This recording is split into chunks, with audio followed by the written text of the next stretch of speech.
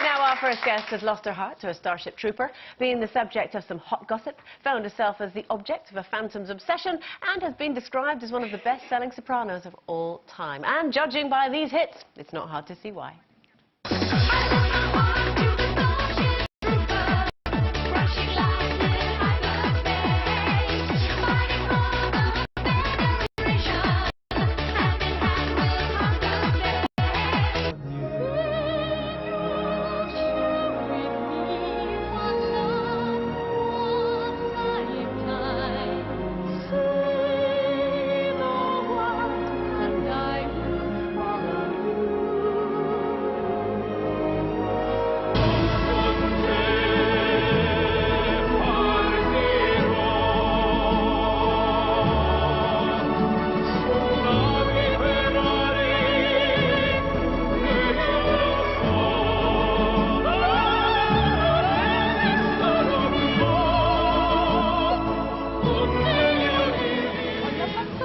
Please welcome Sarah Brightman.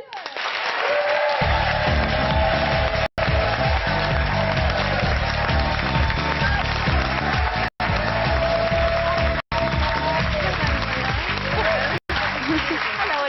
Lovely to see you. Nice. We're all filling up after that song. Well, I was laughing because I always seem to be kissing somebody, having a snog. So. Do you love your job? I love my job. Some bits are a bit... You've had some cracking leading men, though, haven't you? I have. I've been really, really lucky. Yeah, we saw Cliff there and Andrea. Quite naughty sometimes. Really? Do tell. Come on now. No, lovely Andrea, he was lovely, but he'd always come up and he'd go, "Oh, sorry." I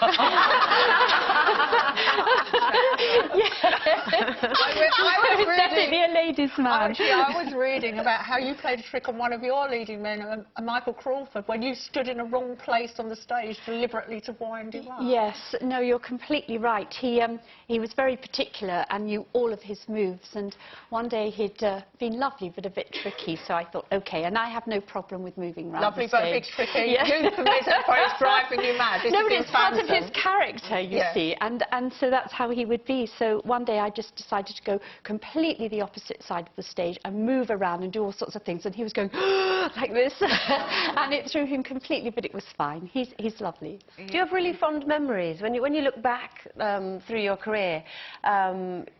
You've done such an amazing body of work, because you come through from, you know, Pants People, Hot Gossip, then through musical theatre, and you are continually one of the best-selling sopranos of all time. What do you think when you look back? Are you glad that you've kind of chopped and changed direction? Do you know, each period has its own story and its own sort of texture and feeling. But when I do look back on everything, I feel incredibly lucky. And I feel lucky in what's happened to me, but also in that, you know, I was given my voice and I was given all my little strengths that I have, and my difficulties and all of those things, because it's actually made for me a really rich life, and I would say all of it has been worth it, and there's always been a reason for it. And you're making it even richer now because you're going into space. Yes. Is this for real? Are you really going to space? Yes. I thought you were a wind-up.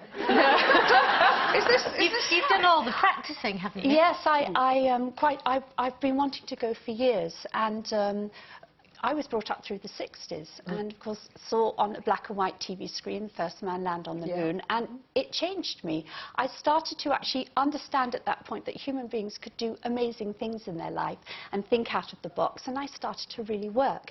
I actually thank that moment in many ways for having the sort of focus and energy that I started to put into my career. But I think subliminally through my career, I was always interested in aviation, and you know, any opportunity I could to get onto a plane, I would. A light aircraft. My father flew, my uncle flew, I have a sister that flew, and just the opportunity sort of first came up quite a few years ago when I was in America, that, you know, the opening of suborbital flights, which really means you're just going up and then coming straight down, and I signed on for that, and then things went on and I was asked if I'd be interested to go to the International Space Station, and first I said no, I'm not sure about this, because you have to go through huge medicals and all of those things. I'm not sure. I wanted to know what was going on in my body for the future in case it wasn't positive. But then I was asked a second time and I said, OK, I'll go for the first section in the medicals, and I passed through, excuse the pun, with flying colours. And then I thought, OK, I'll do this next stage, and I went to Star City in Russia. I got through all the physical tests, the psychological tests, everything you have to go through. It was pretty tough. And I'm now officially, as by the Russian Space Federation, a cosmonaut in training. How exciting! Can you sing in space?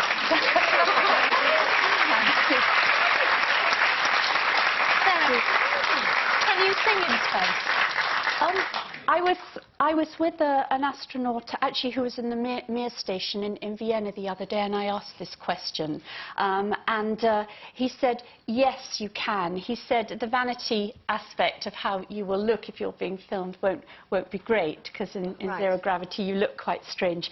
But the idea of singing in space and maybe connecting with other musicians on Earth, maybe if they're doing a concert somewhere or whatever, would be a beautiful thing. There is a little bit of a time delay which would have to be worked out. Incredible, mind-boggling concept. To sing from space and link up. And you're going round, you see 16 sunsets a day, so you could actually move around the Earth and sing part of a song in one place and part of the song in the other. You've got a new album out. It's called Dream Chaser, but it's been very heavily influenced by your love of space, hasn't it? It was when I started on this journey quite a few years back. That was when the sort of inception of it started, and it's everything that I've learnt through, talking to scientists and cosmonauts and astronauts and everything about it, really coming up from, growing up through the 60s in that time, has been totally inspiring. And I'm not a composer of music, I interpret music, but I was suddenly able to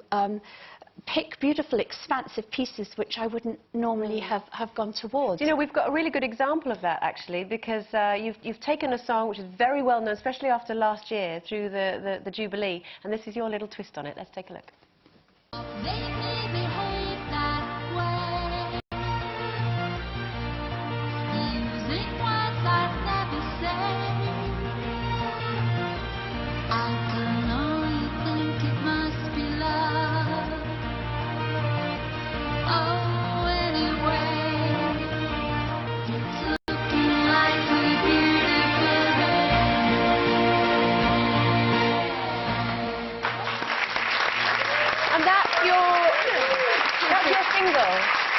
That's your single that is out now.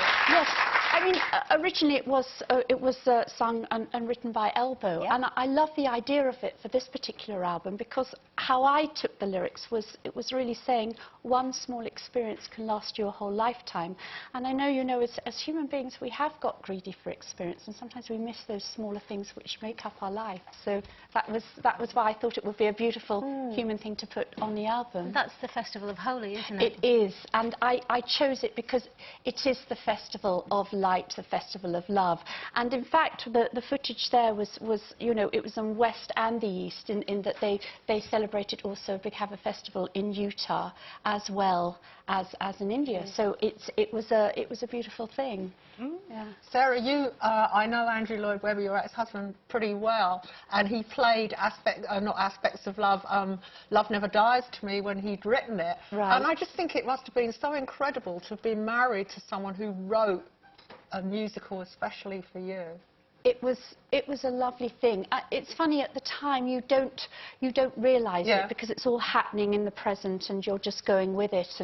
But when I look back on that time and knowing him, because you were in Cats for a year, weren't you? I was, and he didn't really notice you until you'd left Cats. That's right, and I went to sing in a little children's opera called Nightingale, and he came to see a performance and then took me for dinner afterwards. But we'd always got on very well because we were interested in the sound of music, which of course he's done.